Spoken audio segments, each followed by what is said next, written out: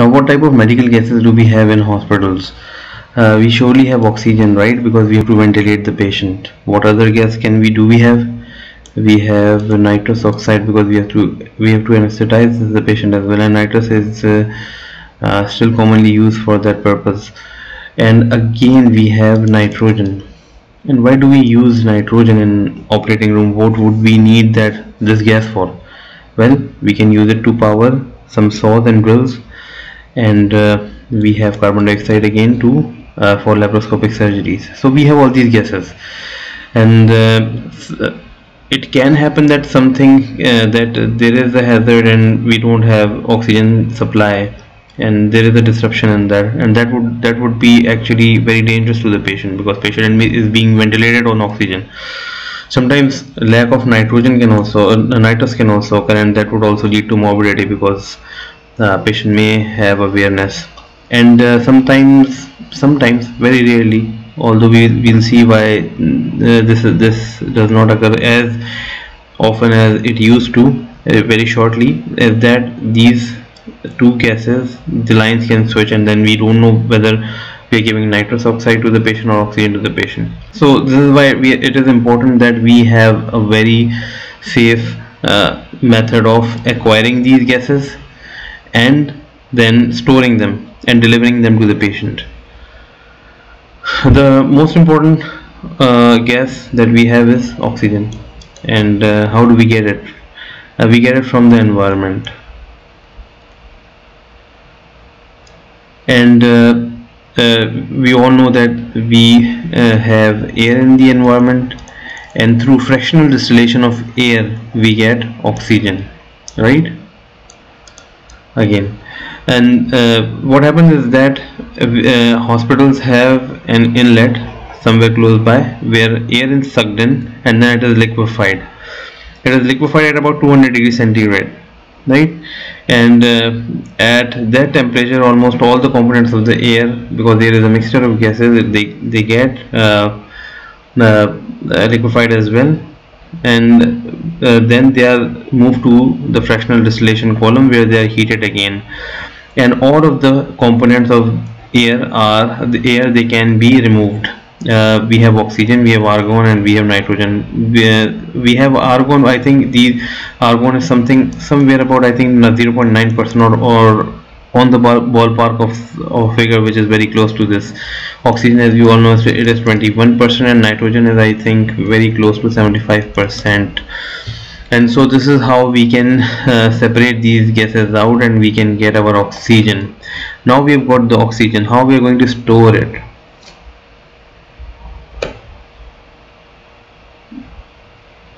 Well, we have these tanks, oxygen tanks, and why they are colored green, we'll shortly see why they are. So we have this H tank, the H cylinder, and the E cylinders.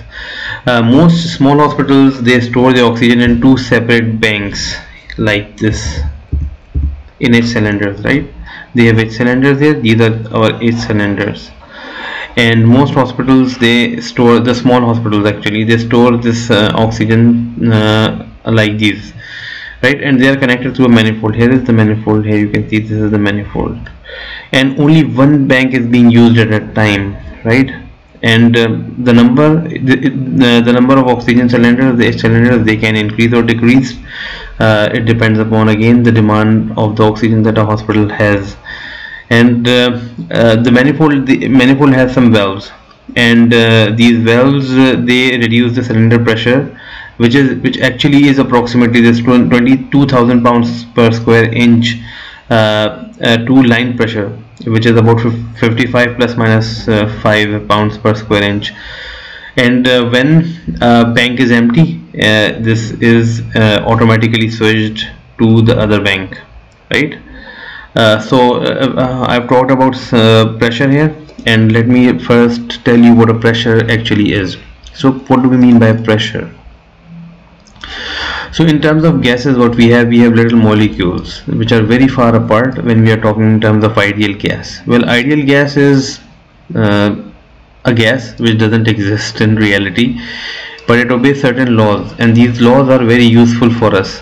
and we can derive a lot of generalizations in terms of those laws, and then we can use them to calculate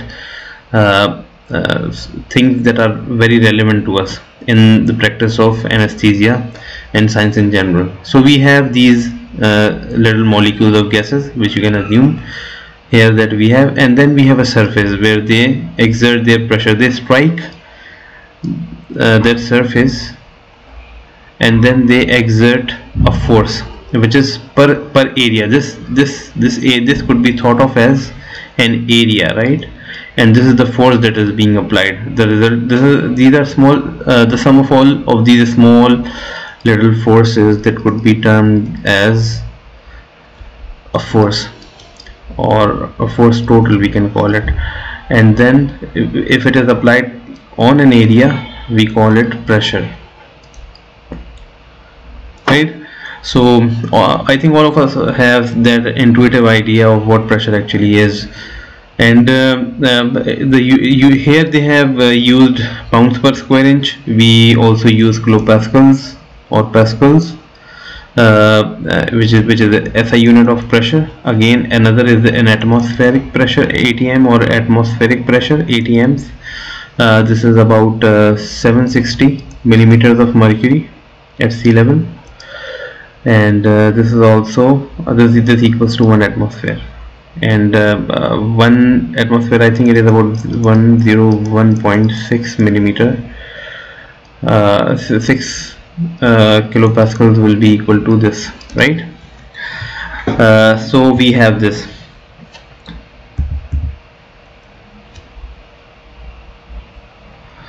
Now we also have E-type cylinders to store oxygen, because we need to have some other reliable source within OR and for transportation, which we can use in the case of emergencies, right? And how do we know how much oxygen do we have in that E-cylinder, right? So what happens is that as oxygen, as the E-cylinder that we have, as oxygen within that cylinder, when it goes out, when it is expanded out, the number of these particles will decrease, right? Because now they are outside. Before they were exerting their pressures, each individual pressures on the surface of the cylinder that we have. So now they are gone out, so it means the number of them has fallen. It means the pressure will fall. So when as the content of the cylinder falls, it means the pressure within the cylinder also falls. Now let's say we have a pressure of 1000 pounds per square inch in any cylinder, and then it approximately half full. It indicates that the cylinder is now half full, right? And half full at 330 liters of oxygen in a temperature of 20 degrees centigrade. The temperature is constant, because if temperature would rise, then again these little molecules that we have of gas, they would again move rapidly, and then they would strike the walls more often or with more force, and in that case we would have then again the increase in pressure due to temperature, right? This is one way of thinking about it. So we have temperature constant.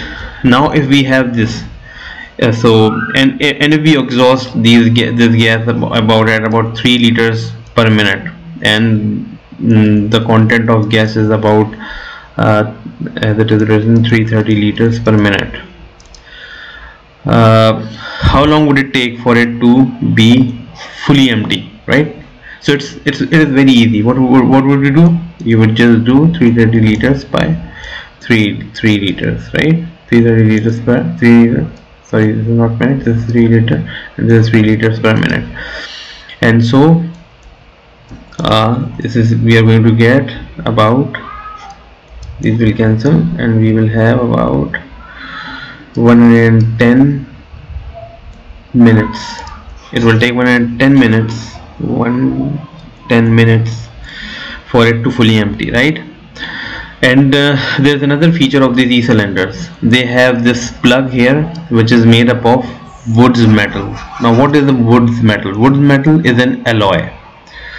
An alloy again is we have used two metals to make one substance, and that is an alloy. We call that an alloy, right?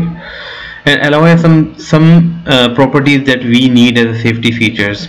The first thing is that the alloy has a low melting point. Low melting point means that in case if we have a cylinder and if there is a fire that erupts, right? If there is fire, so it is heated, of course, again these molecules which is inside the cylinder, they will again vibrate and they will move around with great vigor, and then they will again strike the walls of this cylinder with greater force, and then this can cause rupture of this cylinder, and that could lead to a huge blast. But because we have Woods metal that cannot withstand heat and it easily melts, so this then if this happens, then we will have our gas leak out, and this way we will be prevented from an explosion, right? Then we have these pressure relief valves, and which are designed to rupture at 3,300 pounds per square inch. Why is that? Because the walls of our cylinder, they can only withstand about 5,000 pounds per square inch, and in case in which if you when you overfill this cylinder, it can again rupture, it can again explode. To prevent that, we have a valve here, a pressure relief valve. When it builds up to about 3,300 pounds per square inch, it automatically releases the gas out, and this way we are again prevented from any explosion. Now when we have large hospitals and we have a huge demand, a huge tertiary care hospital, and we have huge demand of oxygen, what would we do? We have these tanks. These have liquefied oxygen, which is stored at about 119 degrees centigrade. The reason why we have these stored in 119 degrees centigrade and they are liquefied, we will just see shortly when we will discuss nitrous oxide, and we will discuss what Poisson actually is and how pressure can cause liquefaction of gases. Now, as we've discussed about oxygen cylinders, we have certain codes for certain color codes for different types of gases. For oxygen, we have black in rest of the world, but USA uses green, and in nitrous oxide is blue, carbon dioxide is gray, and air is again gray and is yellow in USA. Antonox, which is a mixture of nitrous oxide and oxygen, 50% nitrous oxide and 50% oxygen, it is again blue. The body, I'm talking about the body here, right? Oxygen helium or heliox is black, the body of it is black again, right? What about the shoulders? The shoulders is also specifically colored. The oxygen shoulder is white, and nitrous oxide shoulder is blue, again its whole of it is blue, and carbon dioxide is gray, and air is white, and black shoulder is air, and we have Antonox as white and blue, and oxygen heliox as white and brown, right? And nitrous and carbon dioxide, they exist in liquid forms, and we'll shortly see what is the reason why this happens. Well, nitrous oxide is again one of the most important gases. We use it in anesthesia as well. It also has analgesic properties. When we will discuss about its properties and its uses and why it is used more in more detail when we'll come to it. But now we'll at the moment we'll discuss about how do we store and how do we carry it. It is almost always stored in its cylinders, and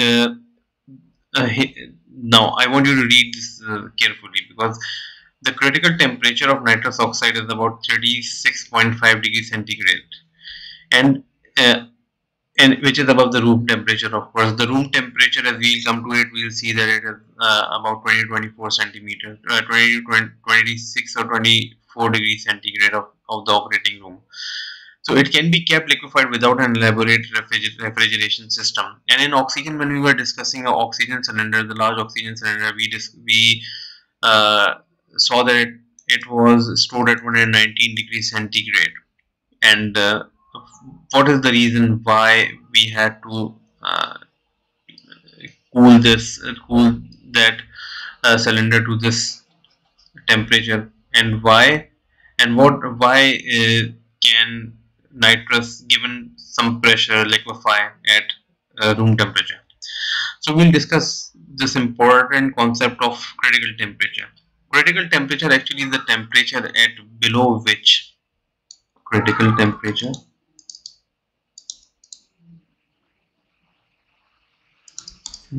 right, it is below which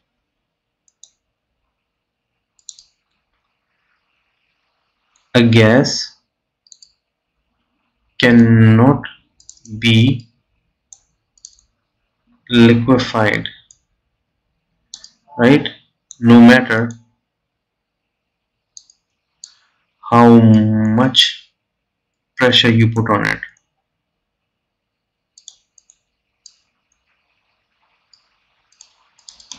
right? But once it is achieved, I'm sorry, it's above it,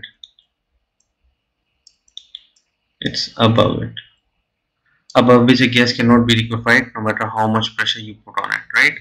So below it, once it is reached, and below it, yeah, you can give a pressure to a gas, a given pressure, and it would liquefy. Now, because nitrous oxide is not an ideal gas and is easily compressible, the transformation into gaseous phase is not accompanied by great rise in tank pressure. Now again, what is an ideal gas? Now again, the textbook assumes that we know what an ideal gas actually is, and it assumes that we know what the pressure volume relationship actually is, right? So ideal gas, as I've already discussed above, is a gas which has certain properties, and it has molecules which are very far apart, and other properties as well, and it obeys certain gas laws, and one of that law is called Boyle's law. And Boyle's law is simply pressure is inversely proportional to volume. The more pressure you put on something, the lesser it's on the gas, the lesser its volume would be, right? And it can be graphically explained or written as a relationship, as an inverse relationship. If this is pressure here and this is volume here, then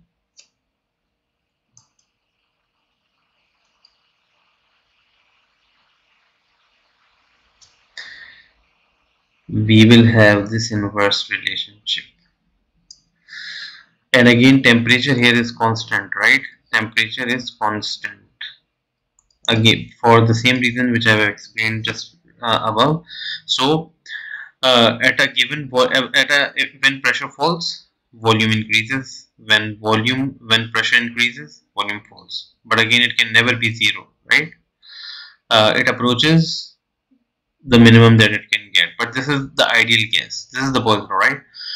But in case of nitrous, which is not an ideal gas, it can, with a given pressure, it can become liquefied. Now let's say, for example, let's observe this phase diagram. This is called a phase diagram.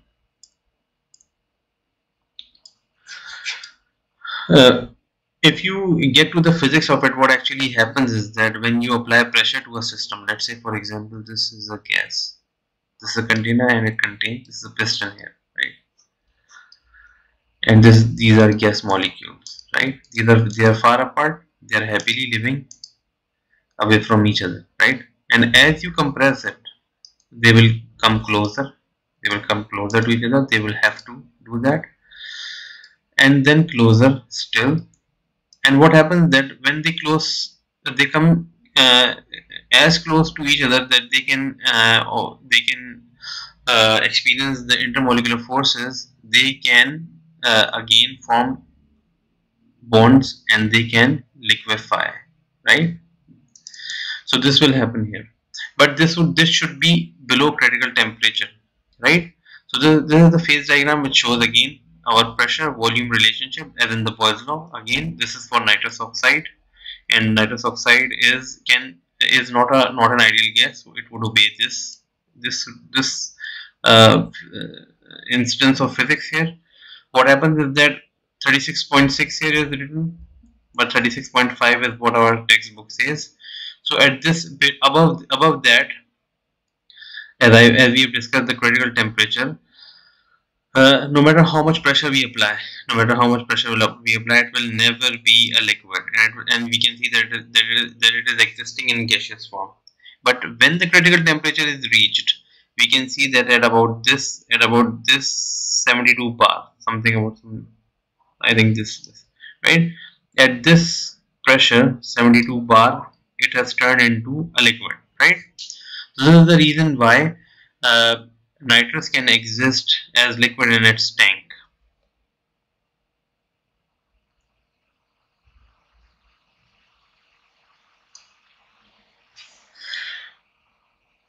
Now, if a liquid nitrogen or nitrous oxide is kept at a constant temperature, that is 20 degrees centigrade, which we take as a room temperature in our OR, it will vaporize to the same rate at which it is consumed, and this will maintain a constant pressure of 745 pounds per square inch, because it is here it is liquid, and then as it is forming, it is escaping, then the pressure will not exceed, because if the pressure exceeds, it means that either the gauge is malfunctioning or there is a tank overfill, the liquid fill which is exerting its pressure on the wall of the cylinder, or a cylinder containing gas that is other than nitrous is filled in the nitrous cylinder, right? So the only reliable way to determine the residual volume of nitrous oxide is to weigh the cylinder, and always the cylinder has written on it, it has engraved on it its tear weight, right? Tear weight is when the cylinder, assume that this is a cylinder, that's tear weight is when the cylinder is completely empty, right? So this is how we measure how much nitrous oxide is in the cylinder, right?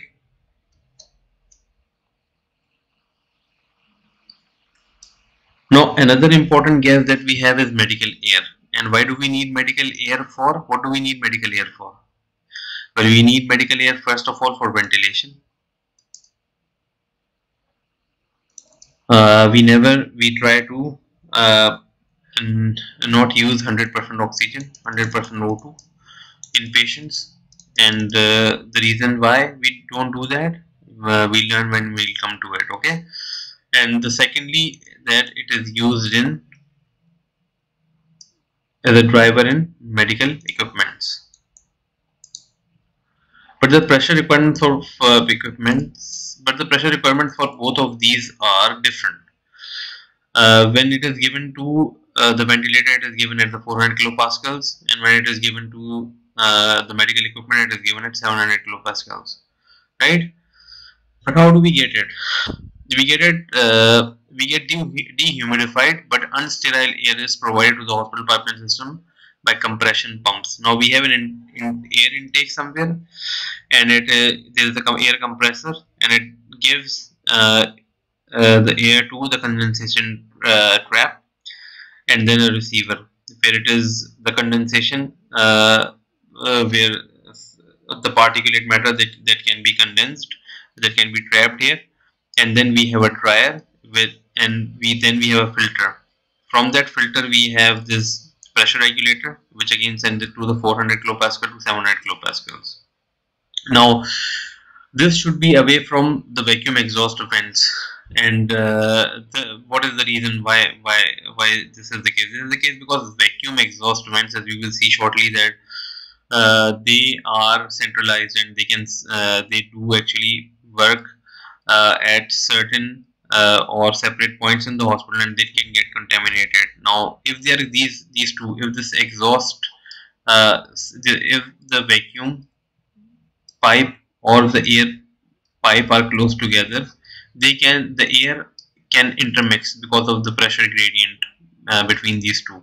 The air can intermix, and then we can have a contamination of air. Then, and if it gets delivered to the patient, it would cause harm. Now, because of critical temperature of air is about minus 140 degrees centigrade, it exists as a gas in cylinder whose pressure falls in proportion to their content, like we have seen in oxygen's case.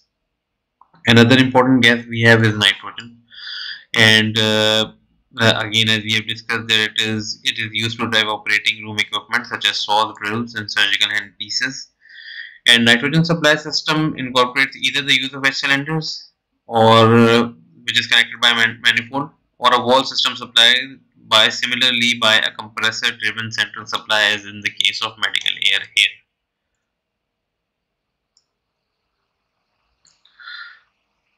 Now, apart from the gases, we have other systems as well. One of the most important systems in hospital that we have is medical vacuum, or the central vacuum system, right?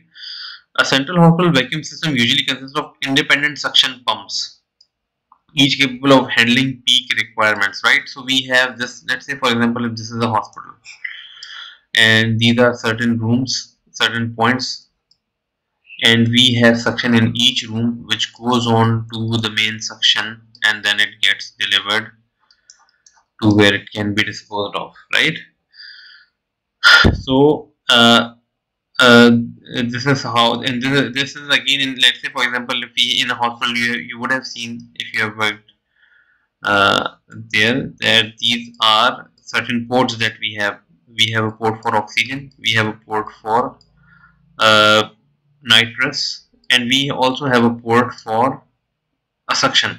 And suction, the textbook says that it is black with white lettering on it, but I don't know if it is the case in our hospital or in the hospital that I have worked or I've seen, or there is a misprint in the textbook. I'm not sure about it, but whenever I've seen a suction, it is usually white with black lettering on it.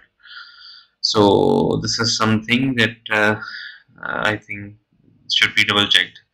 So at each suction port, at each suction spot that we have traps. And why this is an example of a trap that we have, a suction trap. And why do we have traps here? We have traps here so that to prevent contamination of the system, because this all of the suction, this goes to a central suction system, and all of these are connected through a common node, right? And another thing which is called a VAGD, it is the medical surgical vacuum system, which may be used for waste anesthetic gas disposal, right? And in modern systems, this is in modern hospitals and modern systems, this is a thing, although it is not very common yet. A dedicated VAGD vacuum system is required with modern anesthesia machines, right? But usually it is not a common sight in hospitals. But let me explain you what a VAGD actually is. Now, as I've explained what a vacuum, how does a centralized vacuum work. So we have this surgical suction somewhere in a room. In another room, we have this, in the same room, we have this anesthesia suction. And in any other OR, we have the same kind of suction. And then it all goes to the medical gas column of their separate rooms. And then it goes to the main vacuum line. Now, anesthesia gases, which are being scavenged from the machine, according to the modern design, they should go to a VAGD system, right? Which is a waste anesthesia anesthetic gas disposal system, right? So ideally, these should be two different lines. These should be two separate lines. But usually, what happens is that these are being disposed at a main line, right? So the VAGD outlet may incorporate the use of a suction regulator with a flow indicator that should be maintained between the designated markings, right? So again, just like we have our suction floats, we have our floats which can be attached to the gas receptacles, which is showing the pressures of these. We have the same floats in the VAGD system as well. And again, as it is being sucked out from the anesthesia machine, excess suction may result in inadequate patient ventilation, and insufficient suction levels may result in failure to evacuate waste anesthesia gases, right? And wedged again receptacles and tubings are usually lavender in color, and this is how they look. I had to search internet in order to see them for the first time. I've never seen them before, right? But these are apparently a thing.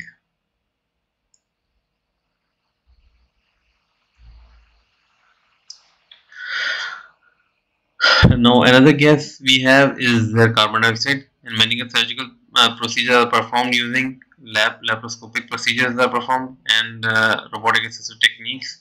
They require insufflation of body cavities with carbon dioxide.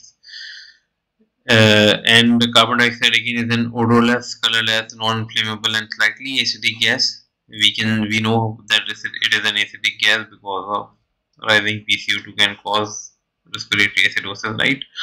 So large cylinders containing carbon dioxide, such as M cylinders or LK cylinders, these are very large cylinders. And you would have seen, if in a laparoscopic surgery, if you have seen a laparoscopic surgery, these are large cylinders, and you can see them in operating room where laparoscopic surgeries are being performed, right? And the important thing to note here is that they share a common size orifice and thread with oxygen cylinders, and they can be inadvertently interchanged, right? Medical gases are delivered from the central supply source to operating room through a network of pipes.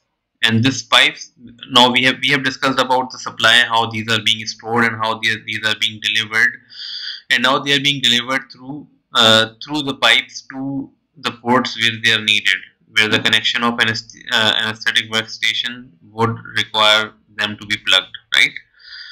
So these pipes are sized in such a way that a pressure drop that occurs never exceed across the whole system never exceeds 5 pounds per square inch, right? So gas pipes are usually constructed of seamless copper tubing using a special welding technique, so that there are no gaps or turns or areas where corrosion could occur. The hospital gas delivery system appears in operating room as hose drops, gas columns, or elaborate articulating arms. Let's see what it means. So now in an operating system, you would have noticed that there can be a gas column which is hanging down, where these pipes are coming to, and where your pipelines which is leading to anesthesia machine are being plugged in. And then another thing are hose drops. This is an example of a hose drop, and then this is an articulating arm here, right? Operating room equipment, including the anesthesia machine, connects to pipeline system outlets by coded hoses. Now these are our colored coded hoses, and these are flexible again. This one is of nitrous, this one is of oxygen, this one is of air. And quick coupler mechanisms, which couples them quickly and attaches them, which vary in design with different manufacturer. This connects one end of the hose of the appropriate hose to the appropriate gas outlet. And why was this needed? Again, as I said, that let's say for example we have two gases, and in order to prevent their mixture, or in order to mistakenly giving a patient nitrous when he or she should be given oxygen, this could be lethal to the patient, and in order to avoid that, this is done. The other end connects to the anesthesia machine, as we have seen that it is being connected here through a non-interchangeable diametric index safety system. This or diametric index safety system, which fitting prevents incorrect hose attachment. It means that you cannot attach the hose to any other outlet. You cannot mistakenly connect oxygen to nitrous port, because that would never connect, because they have diametric index system which would prevent which would prevent interchangeability. So these would be non-interchangeable. Now E cylinders again, we have seen that they are ubiquitous in in the OT, and we have oxygen, nitrous oxide, and air. We have these cylinders there, which is attached to the machine as well, and which is directly to the attached to the machine. And to discourage the incorrect cylinder attachment, cylinder manufacturer they have adopted a pin index safety system. So what is a pin index safety system? We have is that we have these pins which are configured differently for different type of cylinders, right? So in case of oxygen, if there is any cylinder for oxygen, it can never connect to nitrous because their pins don't correspond to each other. And